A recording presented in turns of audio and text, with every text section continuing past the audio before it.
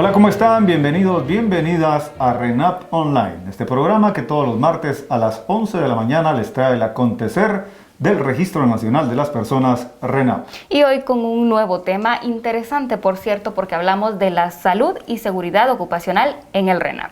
Efectivamente, y para ello está nuestro invitado, el ingeniero José Manciga, coordinador de salud y seguridad ocupacional de la Subdirección de Recursos Humanos. Gracias por estar con nosotros, ingeniero. Gracias a ustedes. Buen día, licenciado Catherine. Estamos aquí pues de nuevo. Gracias ahí nuevamente por invitarnos y poder compartirles un poquito de lo que se está haciendo en salud y seguridad ocupacional a nivel de institución. ¿Por qué, ingeniero? ¿Por qué es importante la seguridad y salud y seguridad ocupacional dentro de RENAP? Sí, este es un tema que, bueno, cuando me ha tocado que explicarlo en algunas charlas, de repente es nuevo para muchas personas, ¿sí? El escuchar salud y seguridad ocupacional y no tener una idea de qué se trata o cuál es el enfoque. Yo cuando lo explico lo resumo de una forma, y es que el objetivo macro de mi área es el bienestar integral de los trabajadores. Entonces, cuando hablamos de integral, eso implica todo. Muchas cosas, ¿verdad? Sí, el integral va desde que yo tenga una relación amena, cordial con mi jefe, desde que el mobiliario que yo utilice para poder desarrollar mis actividades sea el adecuado, las instalaciones, las condiciones de, por ejemplo, planes de contingencia, que es un poquito donde vamos a profundizar hoy, que esté a disposición del trabajador y que hay un área que se encargue de velar porque esas condiciones se cumplan. Y eso es básicamente, como yo resumo, salud y seguridad ocupacional. Es pensar en el bienestar de nuestros trabajadores. Ese es el objetivo. Hablamos de bienestar laboral, pero ¿en qué se traduce para el trabajador ese bienestar laboral? Creo que en muchos aspectos, licenciado, ¿en qué se traduce? Bueno, desde el momento en que como trabajador yo estoy a gusto, porque empecemos por lo material, porque las condiciones en las que yo me desempeño, o sea, realizo mi trabajo diariamente, son adecuadas, hablando de medio ambiente, o sea, hablando de temperatura, que no hay un calor excesivo, que no hay un polvo. Se ha dado mucho. Ahorita la dirección administrativa de la institución ha estado realizando muchos cambios en edificios y en instalaciones de oficinas registrales en el interior, pensando de nuevo en la parte material. Eso es lo que yo percibo inmediatamente. O sea, llego a mi lugar y que la silla sea cómoda o no sea cómoda, que tenga uniforme o no tenga uniforme, que el uniforme que tenga esté en buenas condiciones. Y de lo material podemos ir nosotros moviéndonos a temas de relaciones interpersonales. El hecho de que yo pueda llegar a la oficina y que yo me sienta a gusto. Sí, las condiciones ideales, óptimas, perfectas no existen. Siempre hay algo en lo que el patrono tiene que trabajar para poder mejorar. Pero si la relación del trabajador con su jefe es buena, si el trabajador se da cuenta que la institución, por ejemplo, hablando de lo del COVID, que es un poquito la actualidad, que la institución ha estado de alguna manera invirtiendo recurso importante, sí, el 2020 fue una buena cantidad de recursos el que se destinó para poder brindarle equipo de protección a los trabajadores. O sea, si el trabajador percibe que la institución se preocupa por cómo ellos estén, esto yo siempre lo he dicho, se va a reflejar en la calidad de servicio. Por supuesto. Es un gana-gana. Es un beneficio para el trabajador, para la institución y para el usuario. Es un gana-gana. O sea, si yo como trabajador estoy motivado, si yo me siento bien siendo parte de una institución como RENAP, si me siento identificado. Hemos trabajado cosas, y le voy a mencionar una que aparentemente no tiene relevancia, pero lo hacemos con toda la intención. La mascarilla que estoy usando. Si usted ve, está impreso el logo. Entonces, hemos empezado a trabajar. Yo sé que es un tema, pues de repente complejo, pero empezar a trabajar en eso, que yo me sienta Identificado también. identificado. O sea, que yo como... Y que se me toma en cuenta en mi protección. Exactamente. O sea, hay instituciones, me han dicho a mí, no me consta, pues, pero que no han gastado prácticamente nada durante el 2020 en brindarle al trabajador mascarillas, guantes, escudos faciales. Los plexiglas, los escudos O las mamparas estas de policarbonato que me separan a mí del contacto directo con usuario, las desinfecciones, o sea, gel, desinfectante, gel, alfombras. poner los pediluvios en su momento, que según la OMS pues eran recomendados, el alcohol, como usted lo menciona, o sea, disponible, ahí está, ¿sí? No decirle al trabajador, mire, pues es su responsabilidad, sigue siendo mía, eso nunca cambia, pero por lo menos que yo como trabajador me sienta bien de que me están llamando a mí de recursos humanos y le dicen, mire, tenga su mascarilla. Sí, tengo los filtros que van para su mascarilla, que ya los vamos a entregar esta semana, y así mucho. Entonces creo que ha sido clave tanto la parte de la institución destinando el recurso para poder nosotros ejecutar y comprar, como internamente la manera en la que la institución y los trabajadores han ido protegiéndose, y eso pues se ve reflejado en números, si lo queremos ver así, en números fríos, la cantidad de casos positivos que nosotros hemos tenido. Si yo lo comparo contra la cantidad de usuarios atendidos, Catherine y licenciado, a nivel nacional, es nada, sí, es nada. Entonces esto me dice a mí que el trabajo ha sido efectivo. Por supuesto. Y que no se detuvo.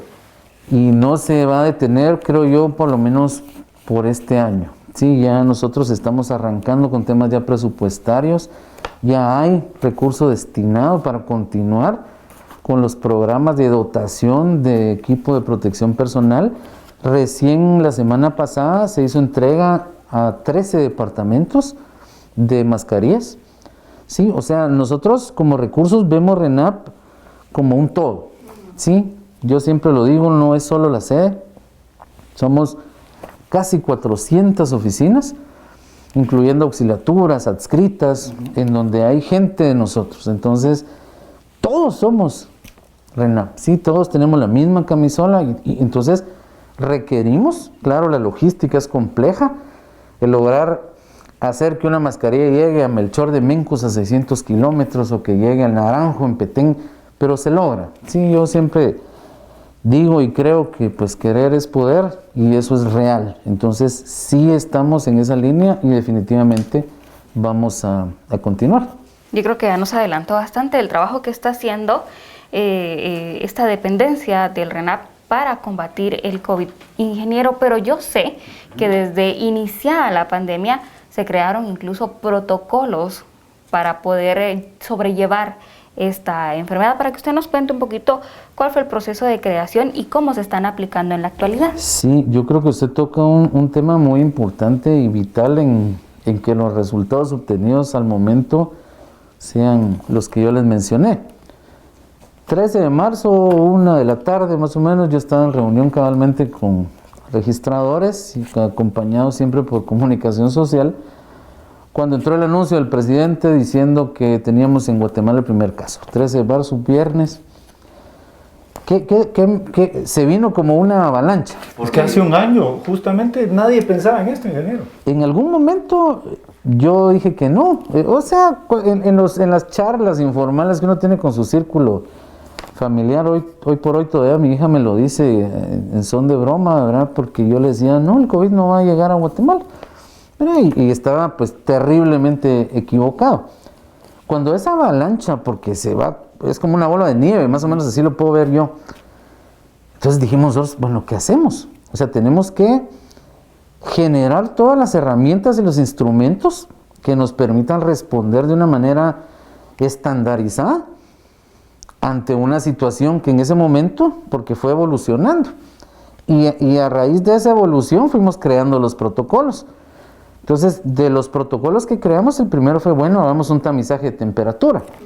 Porque normalmente la cepa original empezaba a dar en su cuadro de síntomas fiebres muy altas. Entonces era muy fácil detectar de alguna manera con un control de temperatura a las personas.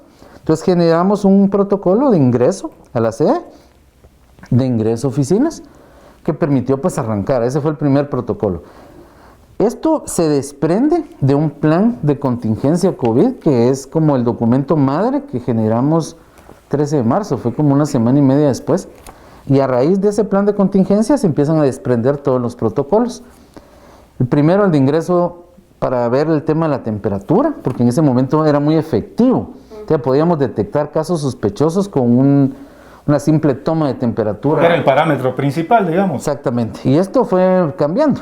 Sí, algo que vale la pena mencionar es que lo del COVID ha sido dinámico. O sea, un protocolo que de repente en abril me funcionó, ya no es aplicable. Ahora ya lo estoy cambiando. Ya vienen ahorita las versiones 2 de los protocolos porque hemos ido ajustando conforme esto va cambiando. A raíz de ese primer protocolo dijimos nosotros, bueno, ¿qué es lo que empieza a pasar en el medio?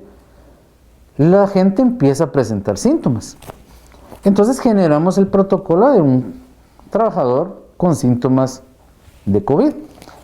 Técnicamente es un caso sospechoso. Entonces se dan los lineamientos con la clínica. Este es un trabajo que yo lo digo también, no es solo mío. Sí, somos un equipo con gestión, con clínica. Multidisciplinario. Exactamente, dentro de recursos que ha permitido pues que esa dinámica nos represente a nosotros muy números bajos de positividad en trabajadores. Entonces empieza el caso sospechoso, que sería el segundo protocolo. Luego al que no queríamos llegar, ¿sí? Nosotros me recuerdo que estábamos siempre platicando, decíamos cruzando dedos, ojalá no haya en RENAP un caso, y ojalá no haya. Y tengo bien clara la imagen del primer caso, y de la alarma y de la ansiedad que generó el hecho de que hubiera el primer caso. Previo a eso yo ya tenía las herramientas aprobadas por dirección ejecutiva. Entonces eso nos permitió reaccionar y responder pues ordenadamente, porque aquí lo que no se quería eran dos cosas. Una, que el trabajador percibiera que sabíamos qué hacer. Ese era el objetivo número uno. Que no se generara una ansiedad en los trabajadores porque decían, bueno, ¿y ahora qué hacemos? Nadie nos dice qué hacer o a dónde voy o a quién llamo, no. Entonces las herramientas estaban, tocó que aplicarlo con el primer caso que tuvimos en RENAP y de ahí pues obviamente esto siguió cambiando. Llegamos a los meses pico, obviamente que ya sabemos que es junio, julio, agosto en el 2020 y generamos el tercer protocolo que empezó a darse porque había alguien positivo, un caso confirmado, y alguien tenía contacto con esa persona. Claro. Entonces el siguiente protocolo fue un protocolo para contacto directo de un trabajador con un caso diagnosticado positivo de COVID. Entonces fue armar toda la estructura, la batería de herramientas para después solo decir, bueno, ahorita aplica este protocolo. Poco a poco la gente siempre hay resistencia al cambio. Siempre era, mire, ese protocolo no funciona, pero eso se fue superando y la gente fue poco a poco entendiendo cómo era que debíamos reaccionar ante una situación o de síntomas o de positividad, digamos ya a la hora de hacerme una prueba, de que me diagnosticaran positivo, o bien de que tuviera contacto directo yo con alguien que fuera positivo. Claro, y es que cómo cambió todo, como bien lo dice usted, ingeniero, porque antes incluso la tecnología, a uno le tomaban la temperatura con un termómetro bucal. No, ni siquiera, bueno, se conocían, pero no estaban comercializados los termómetros de distancia.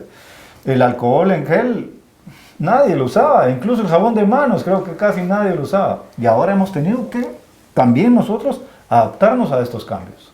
Sí, totalmente. Esto implicó, por ahí les podía yo comentar un poquito de cómo esto vino a cambiar en mi área, todo el enfoque del 2020.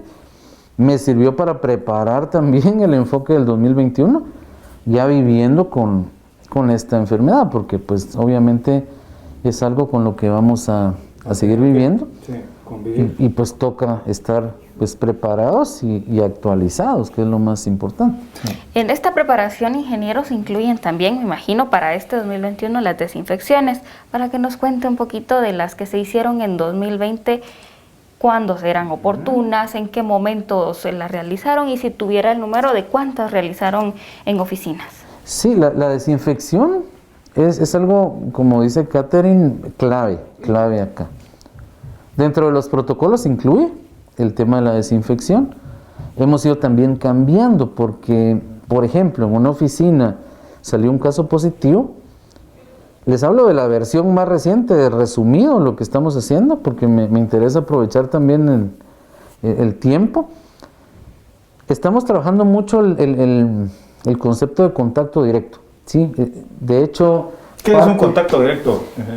Nosotros hemos platicado con epidemiólogos del ICS, hemos visto, pues me ha tocado ver un poquito algunos artículos tanto de OMS como del Centro de Infecciones de Estados Unidos, en donde prácticamente están alineados ellos a nivel de criterio, en donde ellos simplemente le dicen, bueno, contacto directo es si se cumple el siguiente criterio epidemiológico.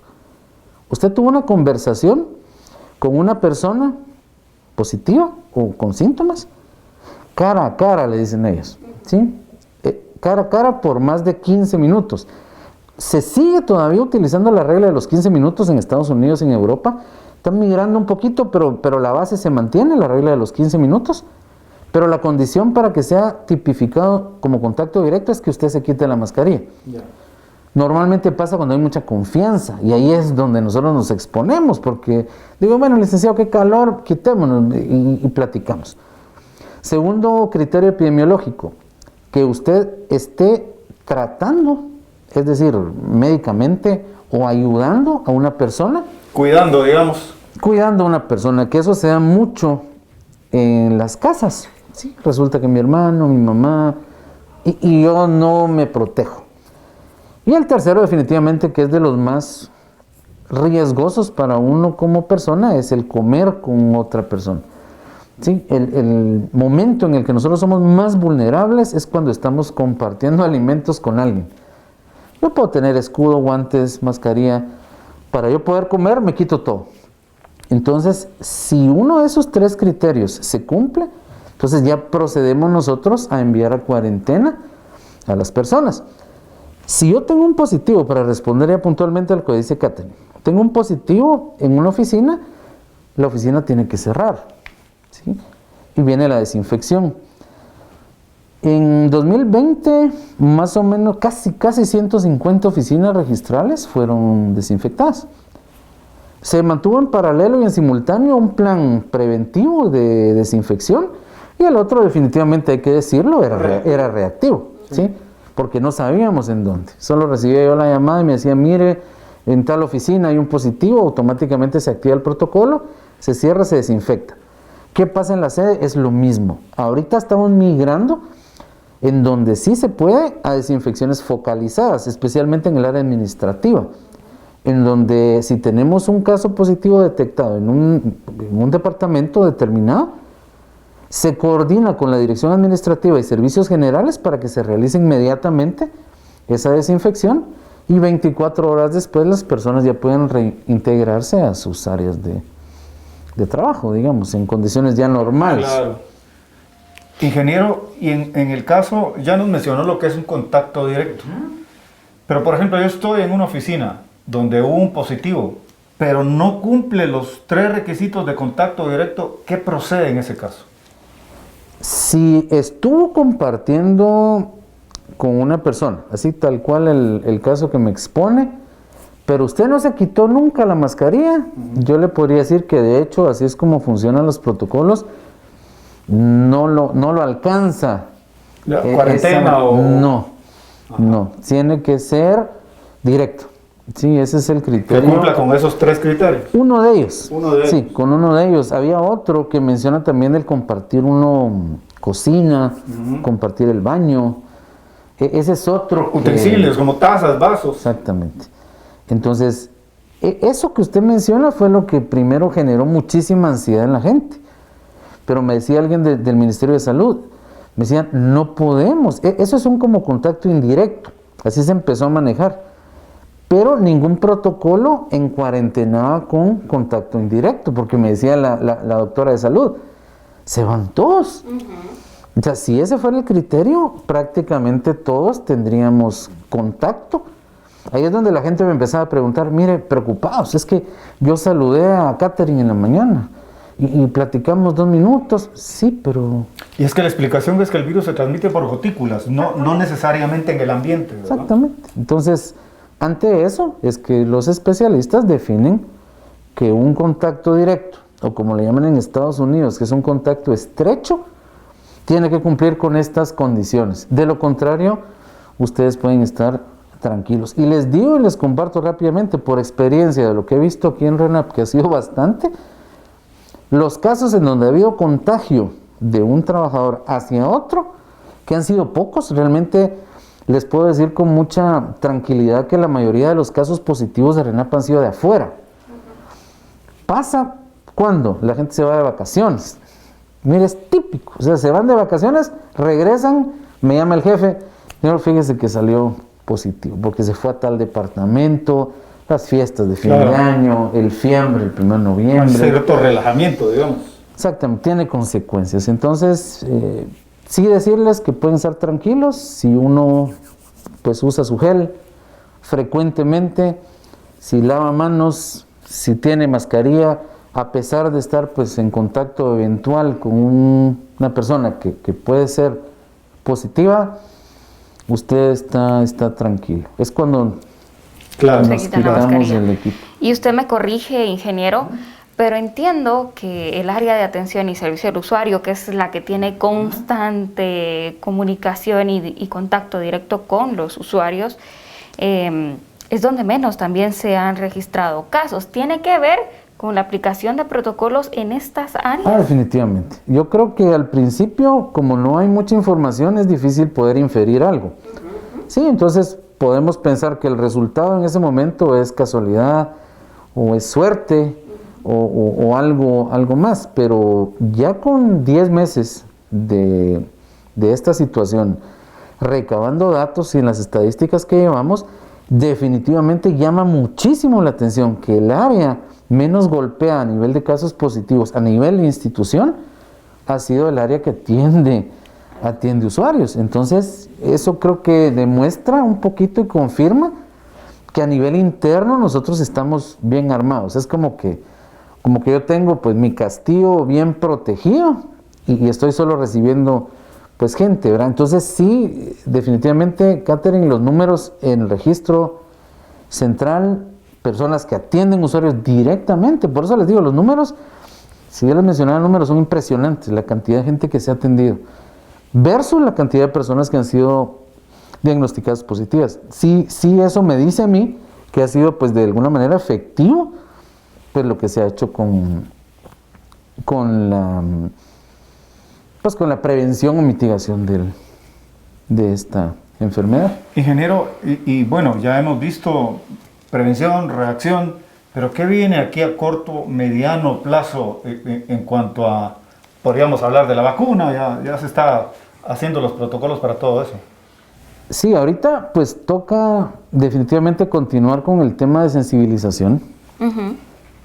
Yo sí creo mucho en la sensibilización y en la educación. Concientización también en este caso. Exactamente, o sea, hay sensibilización, concientización, educación. He hablado yo con muchos registradores del interior, tengo muchas llamadas de ellos, en donde en algunos casos el desconocimiento todavía, o sea, pareciera increíble que después de 10 meses alguien diga, Inge, pero tengo duda con el protocolo. O sea, entonces, ¿qué toca? Educar. Sí, o sea, un programa de sensibilización, concientización mediante boletines.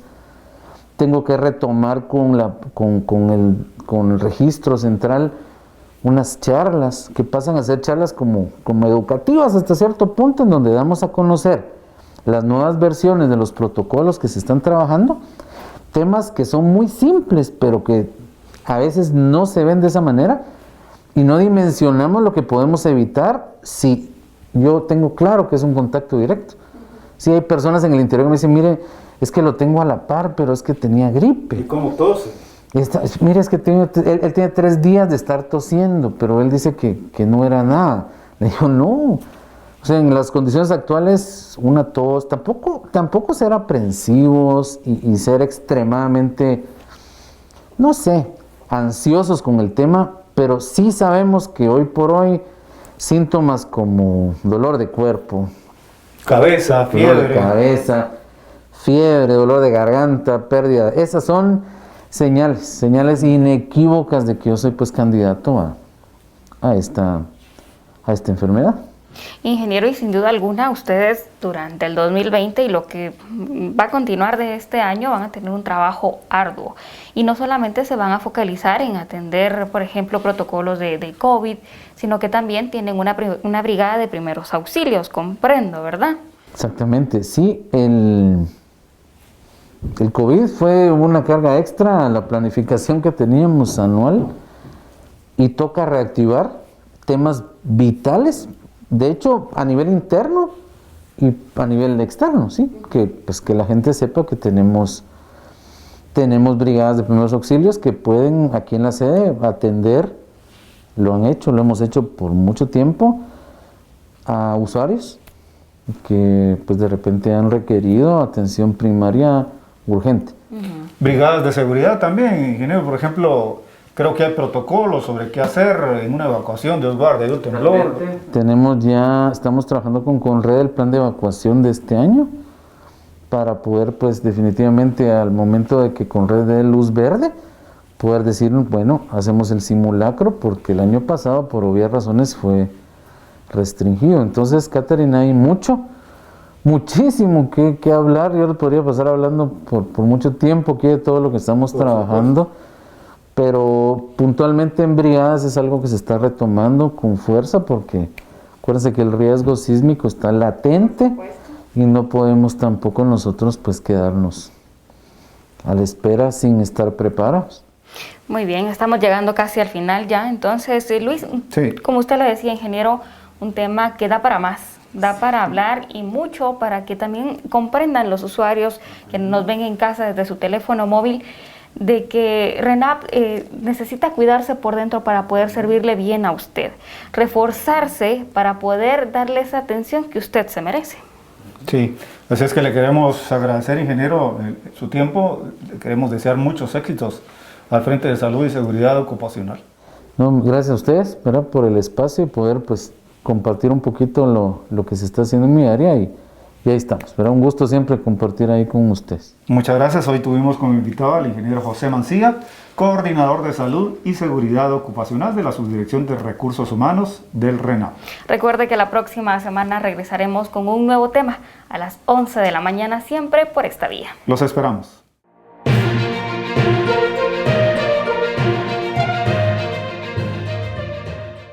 El DPI es el único documento de identificación de los guatemaltecos que es reconocido por el Estado. Se trata de una tarjeta de policarbonato con 32 características de seguridad. Cuenta con un chip de gran capacidad que permite el almacenamiento de la información del ciudadano.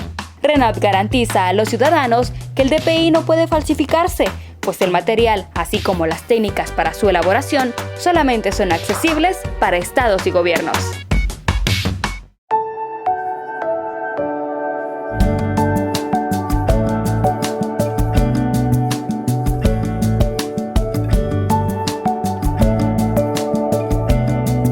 En RENAP, registramos lo más valioso de Guatemala: su gente. Con un DPI falso no podrás realizar transacciones bancarias, tampoco conseguir un trabajo ni tramitar tu pasaporte, antecedentes o licencia, y además es un delito castigado por la ley. No te arriesgues. En RENAP mantenemos estrictos controles de seguridad para evitar cualquier intento de falsificación del documento personal de identificación, DPI.